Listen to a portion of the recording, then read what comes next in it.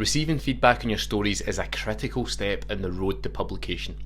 The sooner you can get to grips with it, the better. It's a useful tool for growing as a writer and good practice for when you land that publishing contract and have the dreaded reviews to deal with. But here are WriteMentor's top 5 tips for absorbing feedback. So first of all, give it time to breathe.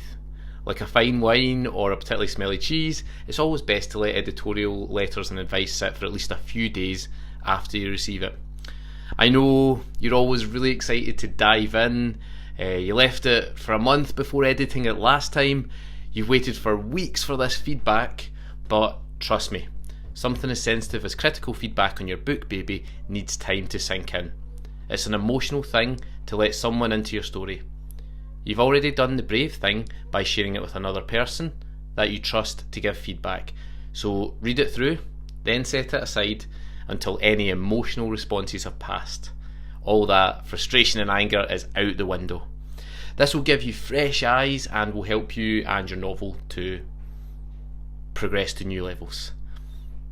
Tip number 2. Recognise useful feedback. Never forget that you're the writer and your novel is your work. Only you know the exact vision in your head and how you want to get it onto the page. Some comments might contradict that vision, no matter how well-meaning, and it's completely fine to just wheedle those out and not to implement them. You don't have to follow every piece of advice you're given, but you don't need to necessarily point that out to the editor either. Be brave enough to know what advice to take, but also what advice not to take.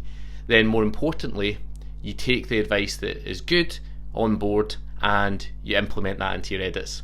You'll know deep down if the editor's right, if changing that character will make the whole story pop, and only you can make those decisions. Listen to your gut. The next tip is to look for repetition in feedback. Have you had more than one person tell you that your story needs a stronger voice?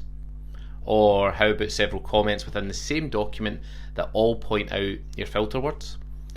Listen, it's really hard when we've had feedback that points out some seemingly glaring repetitions that you were sure weren't there when you actually wrote the draft before you hit send. But sometimes it takes a new reader to see the woods from the trees. So if you're getting something consistent within the feedback, that's a good thing. It means your writing itself is consistent, and if you can wheedle out that one problem that they've pointed out, then your whole book will be elevated. Another tip, single out the important questions.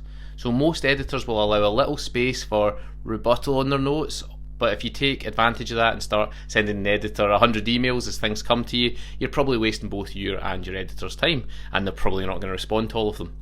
So when you receive your edits, it's best to sit on those edits for a few days. Think about what still sticks in your mind after the break from your manuscript. Think about what you're struggling with, how you could use the notes from your editors to work on voice or structure, whatever it is.